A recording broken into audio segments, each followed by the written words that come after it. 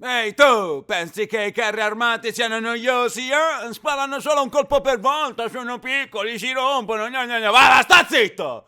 Proprio quando pensavi che un solo colpo alla volta non bastasse, ecco che arrivano le navi! Le navi! World of Warship! Ragazzi, vi ricordate World of Tanks? Ok, questo è suo fratello. E siccome siamo sempre tra le mani della Wargaming, anche questa volta siamo letteralmente sommersi da una vasta scelta di navi, equipaggiamenti, potenziamenti e decorazioni. Grazie a World of Warship ho potuto sperimentare un nuovo tipo di strategia, dato che io non ho mai giocato con giochi di guerra basati sulle navi. Ma non solo, ho potuto anche apprezzare i riferimenti storici sul quale le navi si basano, dato che queste sono riproduzioni di navi veramente esistite. Ad esempio, noi avevamo la Roma. Sono sicuro che qualcuno penserà: ah vabbè, ma io ho già giocato a World of Tanks, il gioco sarà uguale, solo che al posto dei carri ci sono le navi. Facciamo un rapido paragone.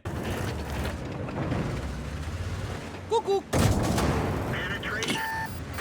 Cucù. Cucù, motherfucker. Sto ingaggiando una cacciatorpediniera, gli sto sparando tipo una decina di colpi fallendo miseramente. Intanto questo qua si sta posizionando perché sta intercettando la mia traiettoria per tirarmi dei cazzo di siluri, porca puttana. Ci sono altre navi che mi stanno sparando. Wow, ok, i siluri non mi beccano, però quello là intanto mi sta sparando e c'è Ciccio che canta. Fantastico! In World of Warship possiamo affrontare un campo di battaglia continuamente stimolante e ogni nave porta delle scelte tattiche diverse. Se due navi fanno parte della stessa categoria non significa per forza che abbiano lo stesso ruolo, come ad esempio la Tenryu e la St. Louis. Una fa uso di maggiore manovrabilità e usa i siluri per attaccare tipo toccata e fuga. L'altra è equipaggiata con cannoni in ogni punto e fornisce un'artiglieria invidiabile. Entrambe fanno parte della categoria incrociatori, ma sono schierate con caratteristiche che le distinguono. Le navi disponibili si distinguono in cacciatorpedinieri, navi molto veloci che favoriscono l'avvistamento dei nemici, preferiscono manovre evasive e colpiscono preferibilmente con i siluri.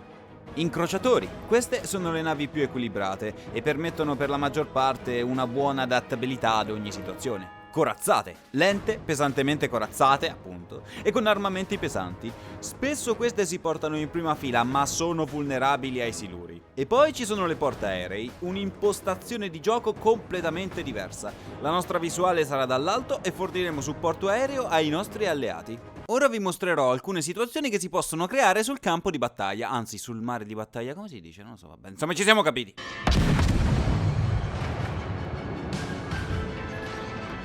Oh mio Dio! Che è successo? Questo è un chiaro esempio di come non utilizzare una cacciatorpediniera. Ed ecco che il capitano Basta, detto anche Ciccio, ci mostra come utilizzare una cacciatorpediniera. Ammirate con quanta arroganza si avvicina a questo incrociatore. Il primo siluro è stato lanciato. Ora comincia la manovra Déjà Vu, I've just been in this place before. Adesso ti merda. Un insulto gratuito. Ciao! Un saluto gratuito. E un secondo siluro. Bitch!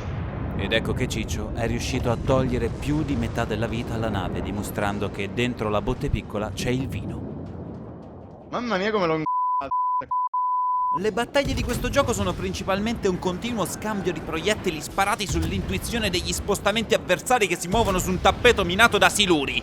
È come una danza. Tantissimo.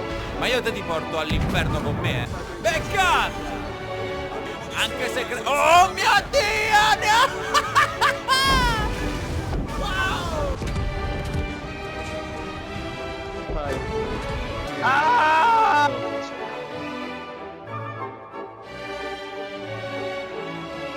Vai via! Ah! No! Però forse un siluro lo becca, Sì! Sì! Personalmente sono rimasto sorpreso da questo gioco, anche perché essendo free to play è accessibile a tutti e ci si può divertire con gli amici, anzi, più si è e meglio è, dato che si possono fare anche i clan. Quindi ragazzi, se siete interessati vi consiglio di utilizzare il link in descrizione, così da poter ottenere 200 dobloni, la St. Louis, che è la mia preferita del tier 3, e la Emden, una nave premium, 20 mimetiche fuoco incessante, 2.500.000 crediti e 7 giorni di account premium. Attenzione, l'offerta vale soltanto per gli account che vengono creati con il codice d'invito. Ci vediamo sul campo di battaglia. Sul mare di battaglia. Ci siamo capiti.